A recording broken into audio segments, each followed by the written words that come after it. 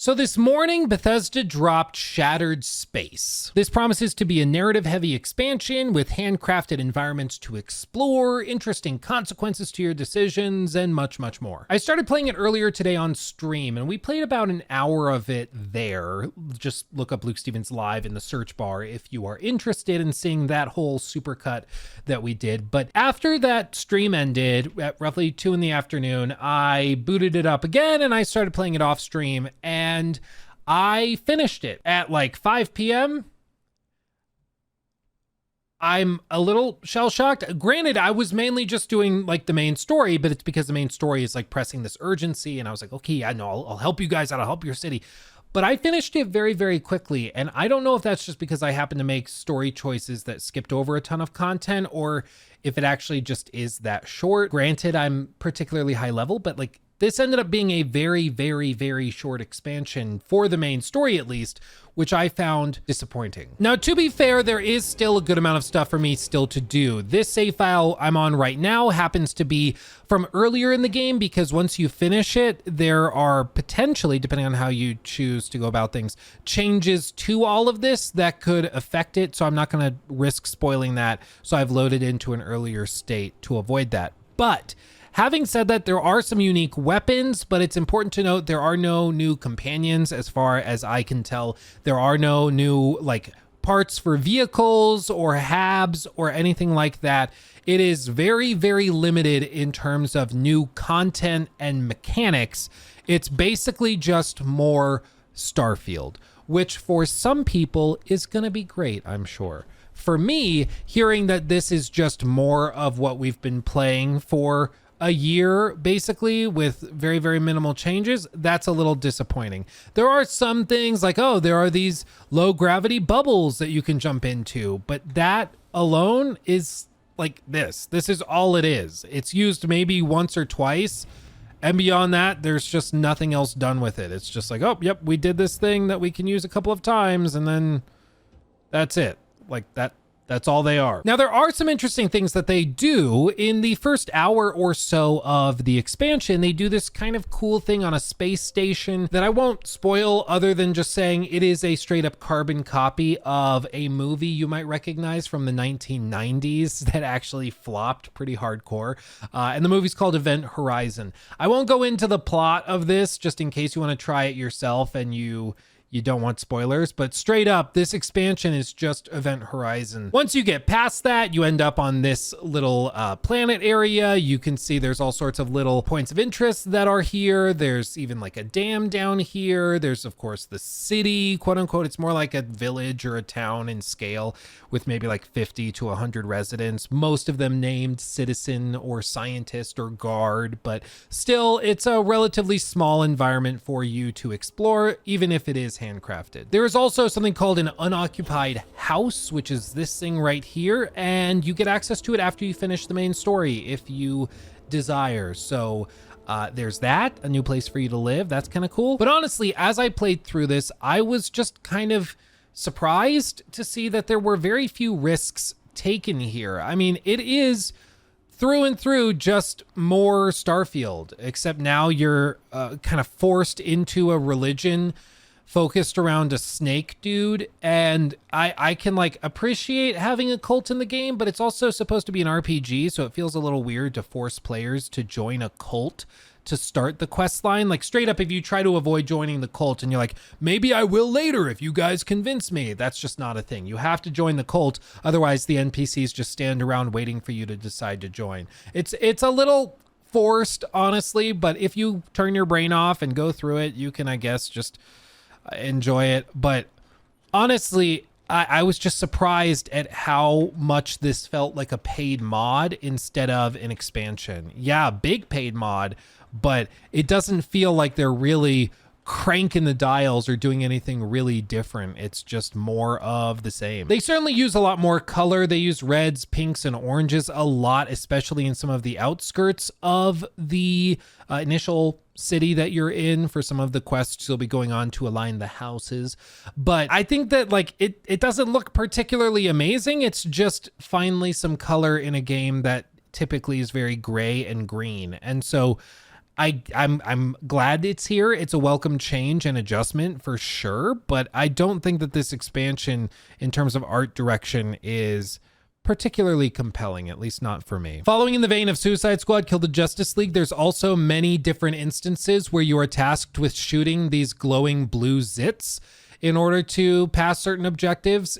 I don't know what it is about like modern AAA game development, but there are so many games that just task you with popping big blue orbs or purple orbs in order to progress through quest objectives. I don't know what it is. I guess it's just the new meta, but I find it really funny that it's even here. I also won't go into too many spoilers or anything for obvious reasons, but as far as the main story of the expansion is concerned, this is a far cry from Far Harbor. I found Far Harbor to be a really, really interesting expansion. It was the original expansion for Fallout 4, and it explored topics of like synth behavior. If you're a synth and you don't even know it, are you still human, or should you be treated as human, or are you still just an android and your life doesn't matter? How would that work if you never even really knew? Sort of a Schrodinger's synth situation where, you know, are they a synth or are they not? Are they both or are they neither at the same time? Who knows? It was a really interesting expansion narratively, and it answered some of the questions that were not explored in the base game of Fallout 4. And that's what I loved about it so much. And I was hoping that this would be that expansion, but for Starfield. However, instead what we got is an expansion that's focused around a pretty bizarre cult of people that talk in a shockingly monotone fashion. And while the actors and actresses were doing their absolute best with the scripts that they had in front of him, I still just think it's painfully dry. Like, so much of this, you get the little bit of exposition you need in the first 15 seconds, and then there's 5 minutes of just dry, I appreciate you asking, but honestly, ever since I was a boy. Already you're falling asleep, and I'm imitating that. Imagine what it's actually like. And of course, it's Starfield, so it's really buggy and weird stuff like this happens. Characters will talk to you while facing away or having other NPCs stand in between them. It's really, frankly, bizarre. And this is when the game is working properly. There's a bunch of side quests that are just straight up bugged, or you'll go all the way through it for 45 minutes and then the end state is just soft locked, so you're just screwed and you have to go all the way back to a previous save before the quest line in order to reset and basically try again. It's really, really disappointing to see that even now in 2024 they are still struggling to get quests to work properly in this game. It's ridiculous. All of this is made all the worse and frustrating when you look at the fact that, like, Bethesda did not allow reviews for this to be made. They did not send out review codes intentionally, I think, because they knew how short it was. They knew that it didn't really offer much that was compelling or interesting, and they knew it was buggy. So they knew it would review poorly, and they probably would have people saying this isn't worth $30, honestly. And then nobody would bother buying it in addition to this, you know, with whatever day one hype there is, even though I think most people forgot that this was coming out. And I think it's honestly because most of the people that were going to play this expansion probably already bought the deluxe whatever premium edition back late last year. I think they already had this guaranteed as part of that because they had the expansion included. So BGS effectively just didn't need to bother winning anybody over. They already had people convinced that they were going to play it because they already bought it. They took their money up front. So why would they need to put a lot of extra effort into creating something massive, something super polished? Why bother when they've already gotten your money? They just don't need to bother themselves with it. And listen, like, it's not downright awful. I've played worse expansions. Pretty much everything they've added to Suicide Squad Kill the Justice League after launch has been pretty horrible, but it's just more Starfield. Like, there's nothing else to really say. For $30, I find it ridiculous in terms of pricing. I don't know how they could justify that price point. But if you have it included, it might be worth booting up at least for the first hour or two before it gets really dry. But I mean, paying $30 out of pocket for this, I think, is a stretch. I will say there's some interesting set pieces. There's even a relatively interesting thing towards the very end of the expansion based on the choices you make. There's different ways things can play out. They really try to force you down one path. And I can't really talk about it too openly without just spoiling everything, but they definitely try to get you to go one route, and I haven't had time to really test it to see if there are totally different outcomes available to players. But it's at the very least, somewhat interesting. There's a couple of big, crazy moments towards the end. Not what I was hoping would happen. And if you watch the stream or the supercut of the stream we did earlier today, you'll know kind of what I was hoping for. They don't really go that direction, but at the very least, it's something kind of crazy and chaotic, which is better than I was braced for. I was worried that the end of this expansion would be like, okay, well, we've talked it out and now let's hug and move on. You know, they don't really do that, which I guess I appreciate. But listen, at the end of it, it's more Starfield. It's nothing more than that. There's a couple of interesting things they do in the first hour or so. And if you haven't seen Event Horizon, then you might find it really, really interesting and novel. But if you have seen that, you'll know exactly where they're going with all of it. But having said that, once you get into the actual expansion, you're going to be fighting lots of these little blue ghosty ghouly dudes and working your way through those. And then there's a couple of little quest lines that are very similar to what you did in the base game 1,000 times over. And then there's kind of a cool final mission where some stuff gets a little crazy, but that's it. And then it's $30. You know, I just really struggle with coming up with a way to justify the price point. Unless somehow I manage to finish this in some really wacky novel way that skips 20 hours of content, I don't know what there really is. He's clipped into the pipes. Help! He's stuck. Starfield, ladies and gents. That's perfect. That is this game. I also think it's really interesting that Todd Howard has not been anywhere near this expansion's marketing campaign. And he normally is not really focused on marketing the expansions. He mainly focuses on the big, like, major release stuff. But at the end of this, I mean, I can't say I'm particularly surprised. BGS is pretty confident in what Starfield is, and this expansion is a continuation of that. It's not what I like, and I'm frustrated by a lot of the choices they made and how they're doubling down on those, in my opinion, mistakes and short-sighted design philosophies. But, you know, if you really, really like the base game of Starfield, this expansion might be worth $30 to you.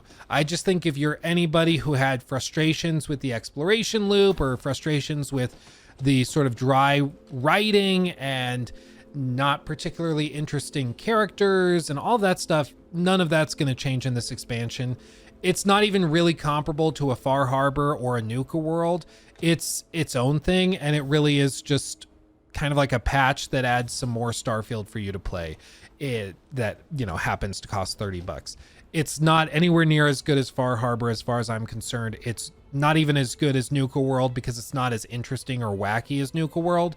It's just more environments that look exactly like you've done and what you've seen in the base game, but now there's sort of red fog around it, and that makes them different, I suppose. I will also say a lot of people were kind of frustrated by the reskins. There's many, many reskins in this expansion, not just for weapons, but also enemies and stuff. And I mean, even this like orb thing looks almost like a one-to-one like copy of some of the particle effects that they used in Skyrim for magic, which I find really funny that they might be just straight up recycling those little particle effects for these spheres when you fire them, which I just find really funny. You know, it's not even necessarily a bad thing. It's just kind of cool how these things could potentially tie together. I kind of love that stuff when stuff from old games ends up coming and being a part of the new. I think it's kind of poetic and very interesting. Oh, I keep missing it. Hold on, I got this. Boop. Maybe, nope. Boop. Nope. Boop. Man, I can't hit it. There we go. Okay, then watch it fall. Watch it fall. This is the most fun I've had playing this all day. All the way down. So anyway, a much shorter video than I thought I'd be making today on this expansion. I thought this would just be like here's a little tidbit of me trying it, but really, there's just not much to say. I mean, you can even see this clip from our stream earlier that I'll have Jacob play for you. Kind of perfectly encapsulates the feeling of the expansion for me and a lot of people that were in chat while we played it. Check it out. Trapped halfway between our universe and the vortex. The Citadel itself remains in such a state. Right there and yet beyond our reach. They've been talking so long that it went to the like standby camera.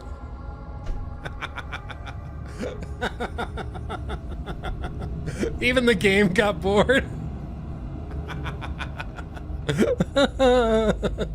Oh my god. Assume that the experiment is Oh still running, wow. somehow preventing us from entering. Yeah, it's just it's not what I think it needed to be. And while I'm sure there's going to be some Starfield fans that eat it up, I think for a lot of people they're going to play it maybe today and maybe tomorrow or just over the weekend, and then they're just going to uninstall Starfield and wait till the expansion next year that promises to bring 5 hours of content to the game. I mean, I'm being facetious. Technically, like if the main story is like 5 to 6 hours for this expansion, there's another like maybe 5-ish hours of side content, or 6 hours, 7 hours. I don't know exactly how much is in here, but the point is it's way smaller than I would have expected, having taken a year to make and then also being $30. It's pretty disappointing for me, and my expectations were pretty low. But that's going to do it for me. Let me know what you think of all of this in the comments. But for now, we pretty much are able to set Starfield aside potentially permanently until next year when they do another expansion, and we'll come back and check it out. Or maybe when they announce an Amazon show or something, we'll try it again. I don't know. But as of this point, there's just not much else to talk about Starfield. Even the expansion is tired of Starfield, it seems. So I think we're just going to put this one to bed and let Todd and his merry band of devs work on The Elder Scrolls 6, which is coming next, probably in like 15, 16 years. So we'll just have to wait for that. But thank you for watching. I love you all desperately. Again, go look up Luke Stevens Live, my second channel. Just search it in the search bar. You can find us there. And until next time, my friends, much love. I'll see you in the next one. Hugs and kisses. Bye-bye.